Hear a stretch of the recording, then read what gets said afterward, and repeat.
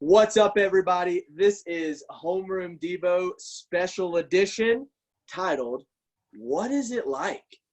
You know, I get the question a lot, and sometimes in my own imagination, I think a lot, what is it like? What is it like to be like, what is it like to be like Michael Jordan? Or what is it like to be like this person? Well, I think it's really cool that we're going to take some opportunity to understand people in our group, in our church youth group family, and ask them, what is it like? So let's do it. Special edition. What is it like? Featuring your own Grace Haywood. Say hey, Grace. Hi. She has agreed to take the What Is It Like challenge for this special edition. So here we are. Let's just jump right in. First question. What is it like to live with a lot of siblings? Go. It's crazy. It's always loud. There's never a dull moment. You're never bored. It's great. Nice. Explain to me a time, what is it like when you fight with your siblings? Oh, man. Normally, since I'm the oldest, I'm the one that everybody blames. But it's not really, we don't fight very often. If we fight, it's like an argument, and it lasts like 5 minutes, and then we're back to normal. Gotcha. So you said you were the oldest. Yes. What is it like for you? Now, I'm an only child, okay? So I love to know what it's like with people who have siblings because I just never had any siblings. I don't know what it's like to be the oldest, the youngest, have a brother or a sister. I don't know. So what is it actually like, honestly, what's it like to be the oldest? I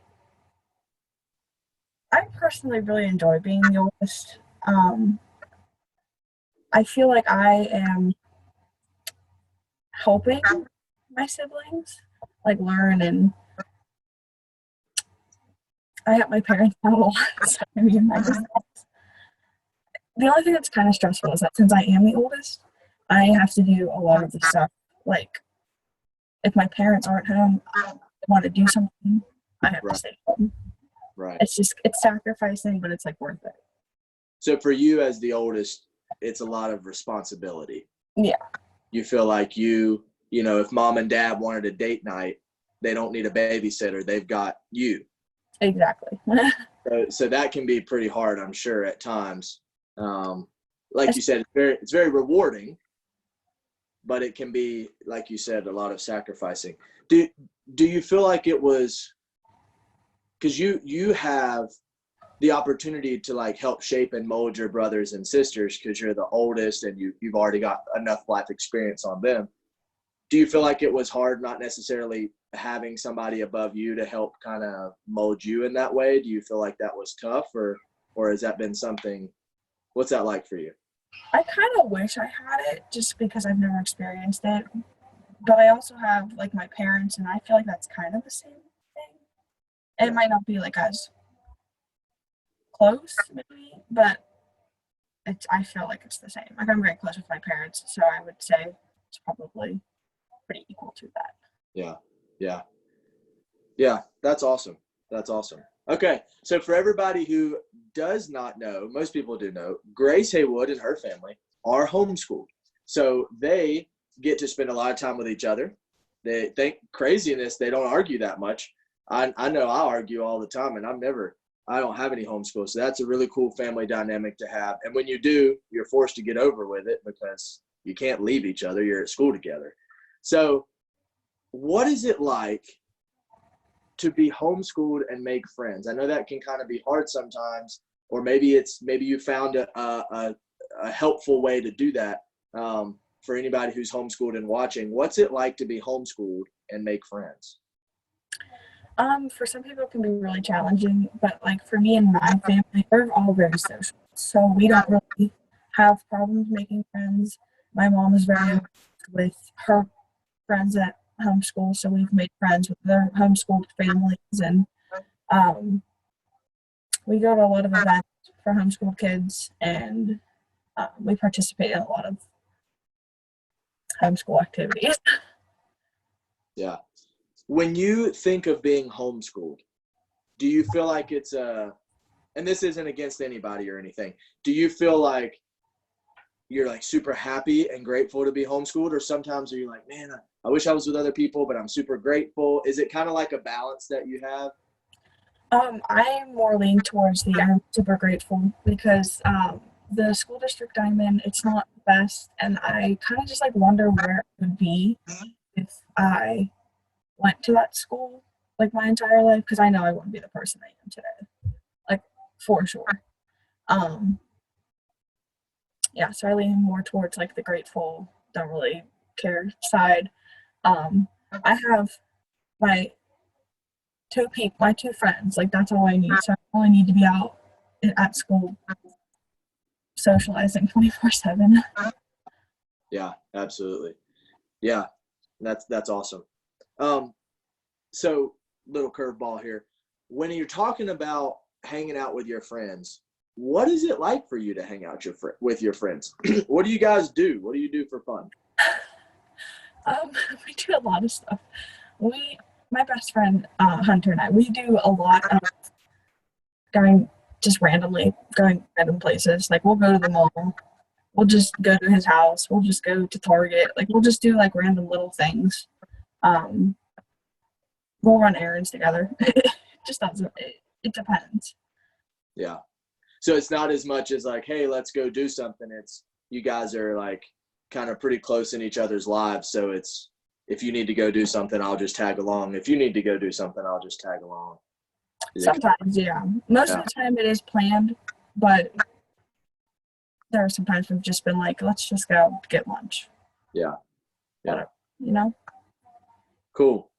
Cool. So you just like to go with the flow, hang out, have a good time, and do life with people. So I think that's really cool. All right. Couple more questions.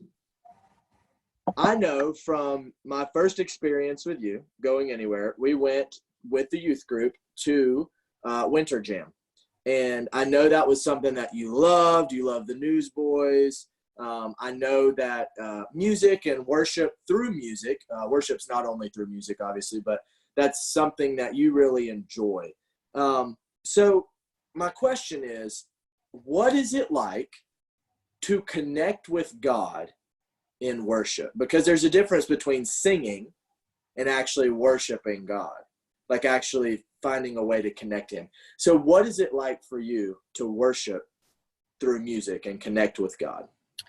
Um, this is kind of a challenging one for me to answer because there's like just so many different things I could say. But the one thing, like I personally like really connect to God through music. And I think it's more like every song I listen to, I pick up something different as I go, and I'm like, oh, okay, like that's interesting. Like I break it down, and I feel like that's one way because I can kind of just like see what people are trying to say Mm, through God. yeah. Yeah. So it's not as much about the singing for you as it is about understanding the words that Yeah, people are saying through the music. Mm, like that's go ahead. that song "Canvas in the Clay" that we played for my party. It was just I just love that song because it's like representing like I'm the canvas or I'm the clay, canvas and the clay. He's the artist um and the potter. Yeah. So like it just kind of like shapes. It's pretty cool. I like thinking about it that way. Yeah. It allows you hear who God is through the song. So it's not just as much whether you sing or you don't sing, you're still getting something out of the song because you're focusing on what people are saying and who God is through the song. It's like a process in my head. Yeah. Yeah, absolutely.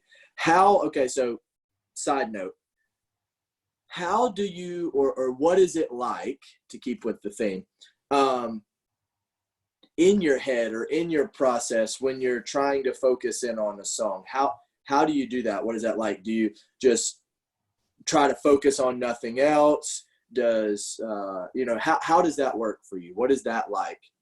Um, It just kind of comes. Like it's not like a oh I have to like pay attention or else I'm not going to hear it. It kind of just comes as I listen to it.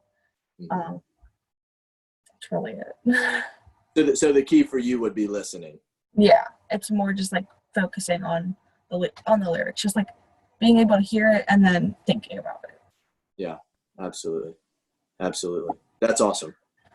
All right, last question for you, Grace. Thank you for taking the What Is It Like challenge. Last question.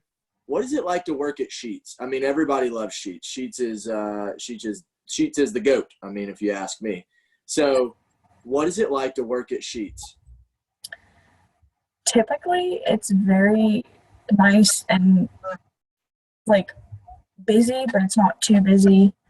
It's great. But like more recently, since we're like the only place open because of the quarantine and all that stuff, it's been hectic. Like I'm talking 2 minutes in between like floods of people. Yeah. It's bad. So, and when you work up front, it's not as busy, but when you work in the back, it's like complete opposite. Like it flips. But recently, up front has been more busy because state stores are closed and tobacco is like that's the go-to for people. So it's been really, really busy. No, that makes complete sense. Yeah.